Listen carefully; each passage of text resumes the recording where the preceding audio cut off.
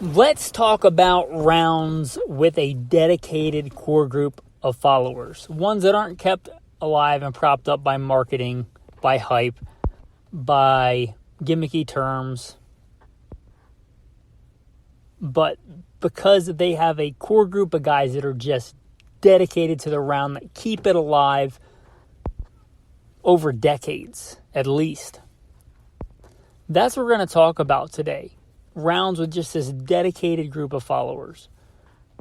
Hopefully that intrigues you. Welcome to Gunfighter Life, the podcast where we talk about guns, gunfighting, tactics, ballistics, the right way with God Almighty at the center, biblical, Judeo-Christian values, and real-world first-hand experience.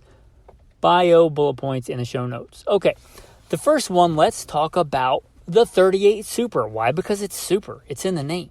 Super cool, super good cartridge, right? It's super. No, but seriously, the 38 Super came around, I believe, in the 20s. Designed for a more potent light armor penetrating, vehicle penetrating cartridge, as I understand the lure, for the 1911. Consider it a old school 9mm Magnum. It's a 9mm bullet diameter. Despite the name, almost no 38 caliber cartridge names like 380, 38 Special, and 38 Super. None of those are actually 38 caliber. So it just is what it is. The 38 Super, though, it's got some impressive numbers. It's quite a bit hotter than your standard vanilla 115 grain ball 9mm. It's a bit longer, which is not a disadvantage if you are chambering it in a 1911, because the 1911 was designed, obviously, for the 45 ACP. So if you're going to switch calibers, you might as well take advantage of the length, like a 10mm, like a 38 Super. Nobody's really pushing the 38 Super today, but it has maintained a distinct following in two very different groups of dedicated followers. Numero uno, I can habla poquito español, Mexicans. Not a derogatory term. Like Mexicans from Mexico and some other Central American countries. I don't know if it's still the case, but for a long time, the poor people of Mexico, without a Second Amendment in their constitution, could not own weapons of a military caliber, which, like 45 ACP, 9mm, those are military calibers. So 38 Super is on the menu. 38 Super, not a military caliber.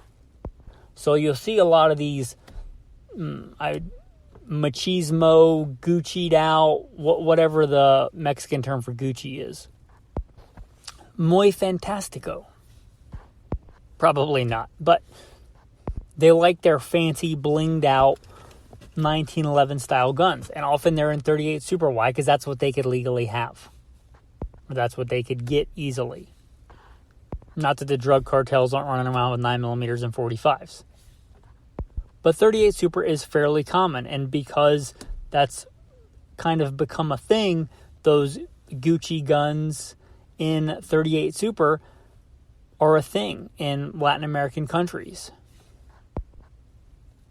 A lot of these special runs that even American companies make, like Colt, they'll come out with a fancier gold 1911 with a grill in 38 Super. It's just part of the culture.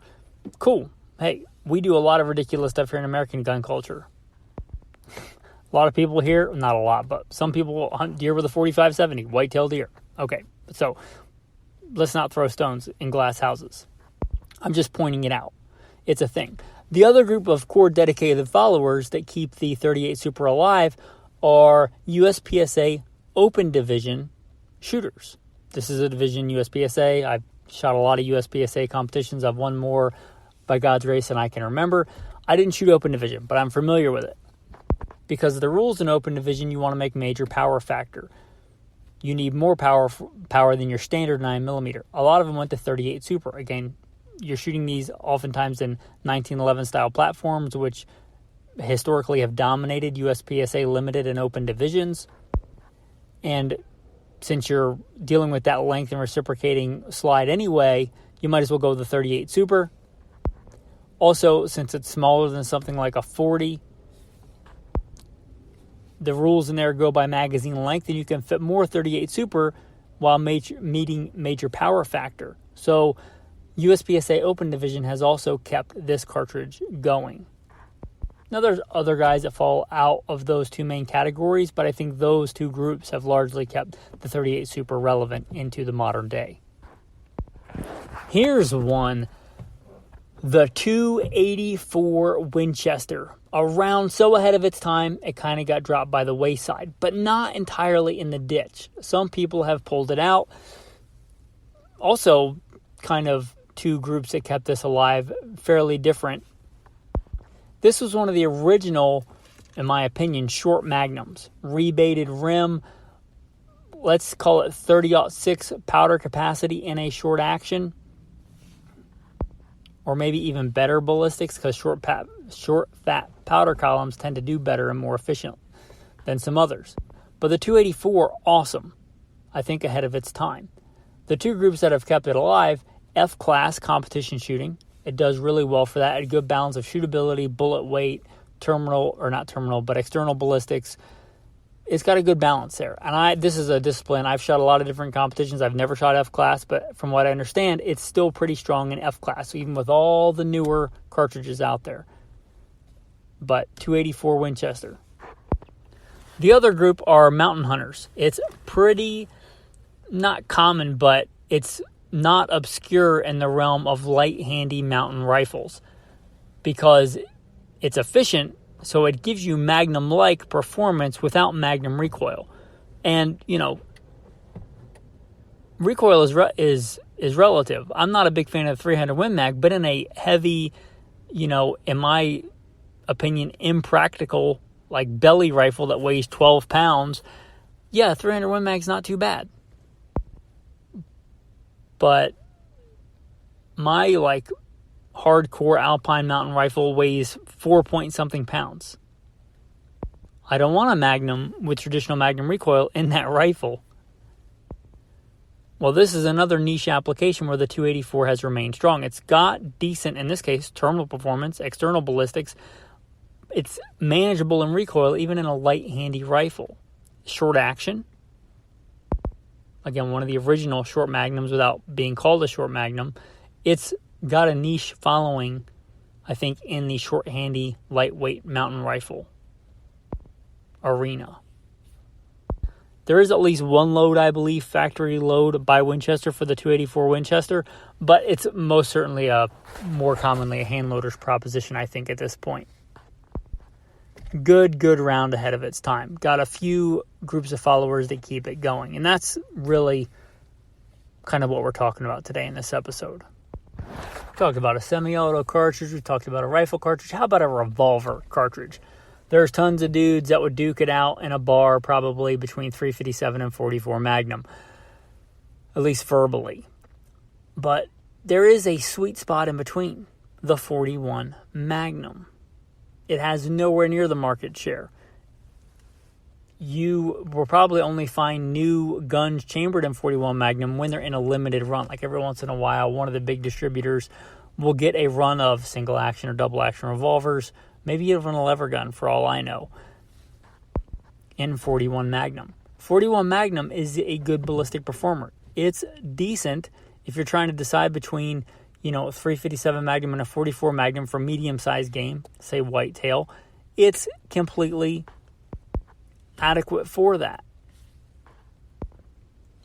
It's a decent ballistic performer that lies right in between.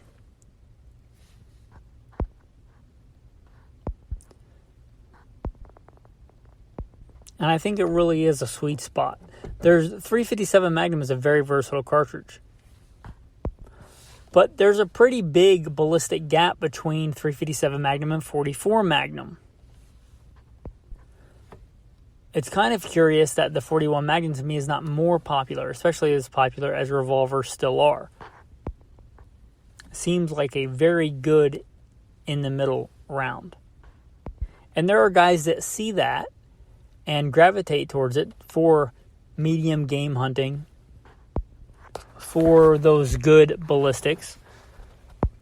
Enough so that they do make, revolvers every once in a while. They make a run of them still chambered in 41 Magnum. It never took off, as a police cartridge, I think is what it was introduced for. Never took off for that. But it's a good ballistic cartridge, and it has some people that still love it. What have we not done so far? Well, we have not done a shotgun. Now, even the 410 is fairly common, especially for youth shooters or for, certain niche applications of picking up steam in turkey hunting. That's not what we're going to talk about today. 410, but the other big two are 12 and 20. Not going to talk about either one of those. That would not be in keeping with today's episode. There are two other ones. I'm going to pick one. The 28 gauge. The 28 gauge is a sweet little gauge. Just like there's a pretty big gap between the 410 and the 20 gauge, or between the 357 and the 44 Magnum, there's also a pretty big gap between pellet counts in a 410 and a 20 gauge.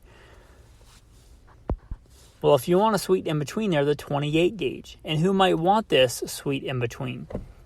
Well, that would be bird hunters. A lot of really discerning upland game bird hunters like the 28 gauge. Now, I love hunting. I've done quite a bit of hunting, and I do like bird hunting. I even, by God's grace, got my Rhodesian Ridgeback, who's primarily a bear hound, a bear hunting dog. Well, he's primarily a family dog, but when we hunt, it's primarily bear. But I also discovered that he will point quail, which is pretty awesome. I wish I did that with him more. I probably should, because we both really, really enjoy it. I love quail hunting. I like dove hunting. I like grouse hunting. I get the allure of upland bird hunting. I really do. For those guys that are dedicated to that, there are a core group of those guys that like the 28 gauge. It's got, again, a not insignificant step up in pellet count from a 410. Also, it's quite a bit smaller than a 20 gauge. You can build it on a smaller frame gun. And I'm not the world's best upland game bird hunter or the most dedicated, but I know that in upland game bird hunting, especially stuff like chucker that we have out here, you can walk a lot. And you're probably going to get more birds if you keep the shotgun at a good ready position, a good port arms, or a high ready position. And you're going to do that longer, more consistently with a lighter shotgun.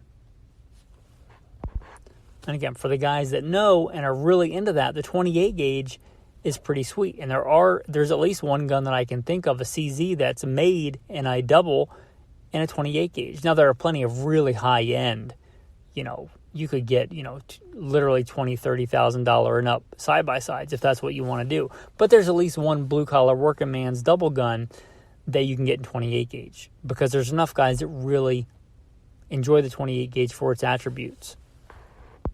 And the main one that I can think of, you could certainly reload it with buckshot. It would be deadly. You could reload it with a slug.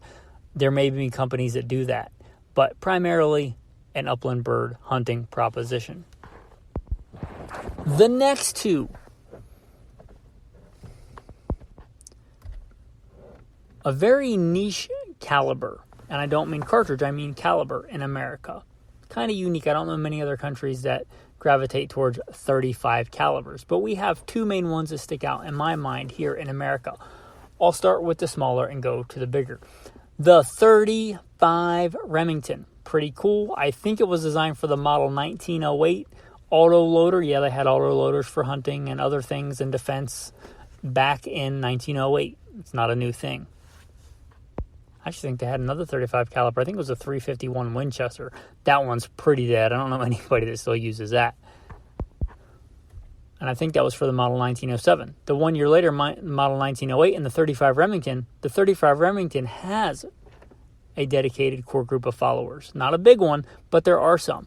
And it's mostly in pockets of the Northeast. Now, I'm not a Yankee. I grew up south of the Mason-Dixon line.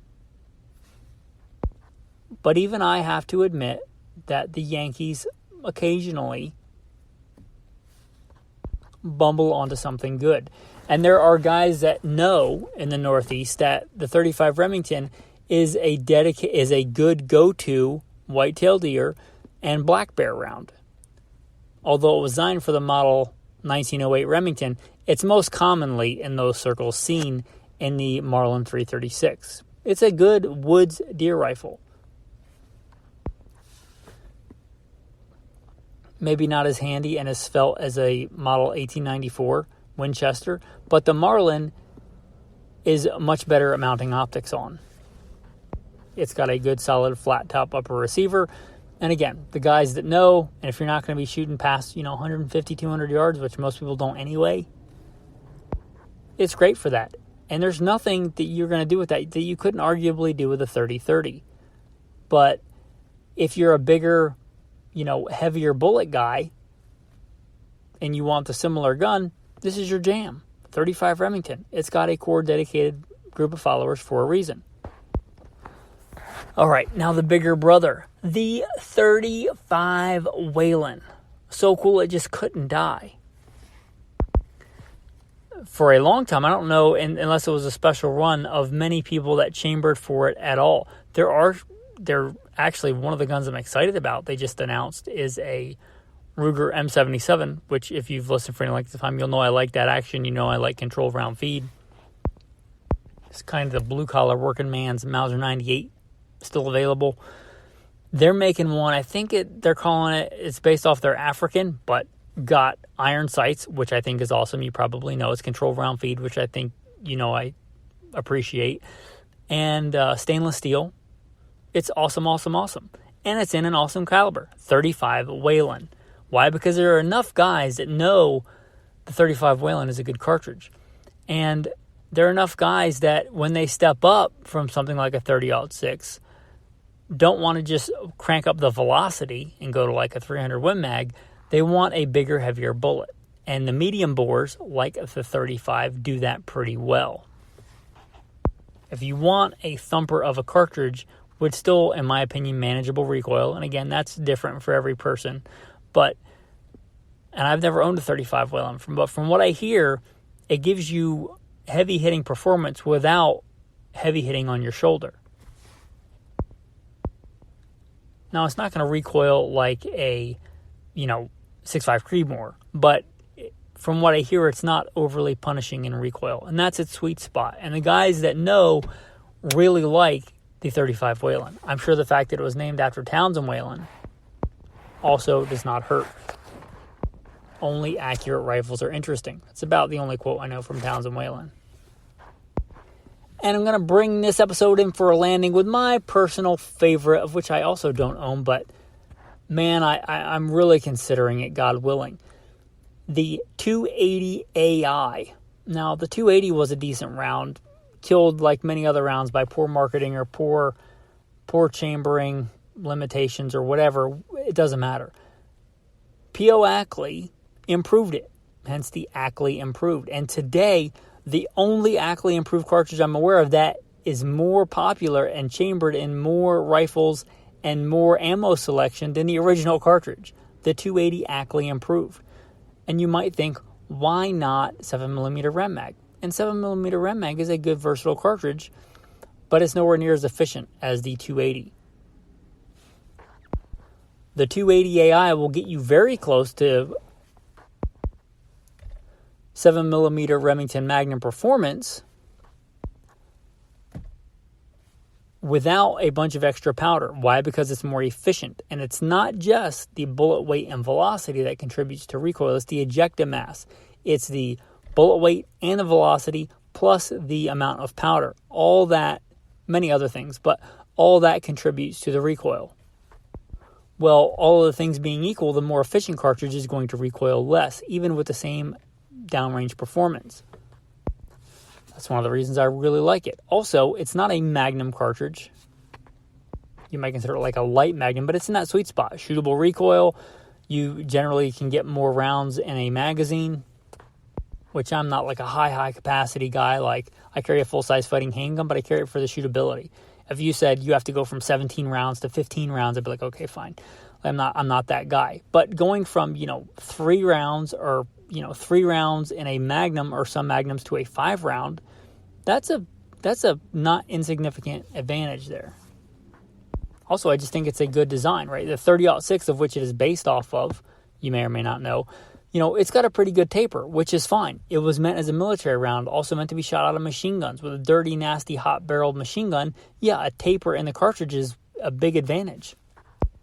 For a bolt-action hunting rifle, not as much of an advantage. You may find more advantage in more of a straight-walled, blown-out case where you get more powder capacity. Yeah, it's a good design. It's efficient. The 7mm itself is very versatile. You can go from very lightweight bullets to very heavy bullets. There are a lot of other 7mm calibers giving you a wide range if you reload. And there are some decent factory options for factory ammo in 280 AI.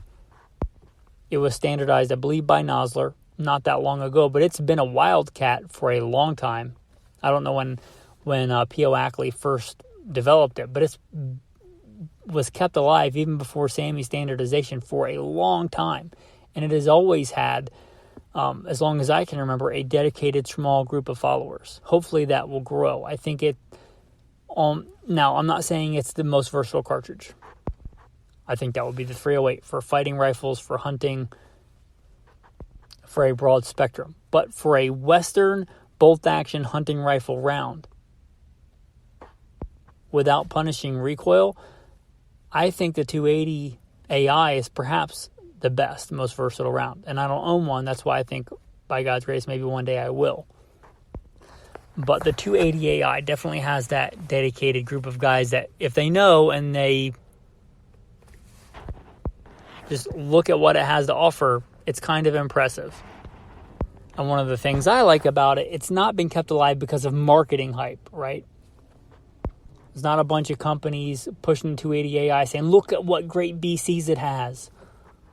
Look at its new revolutionary reverse osmosis, blah, whatever the next gimmicky thing is. It just has stayed alive because it's a really, really good round and very versatile.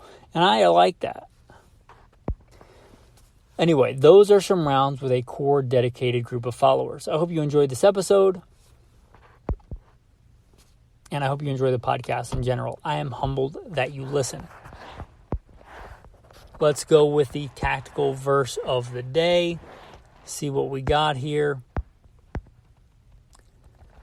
For our citizenship is in heaven, and from there we eagerly wait for the Savior, the Lord Yeshua, the Messiah. He will transform this humble body of ours into the likeness of his glorious body, through the power that enables him, even to put all things in subjection to himself. One of the things that made this stand out to me is all things. Whatever the thing that you're dealing with is, all things under him. All things means all things. Doesn't mean some things. It means all things in subjection to himself. So you got an issue, bring it to Christ. Whatever it is, it's always the right answer. With that, I appreciate you guys. I appreciate all that you do. And have a blessed day.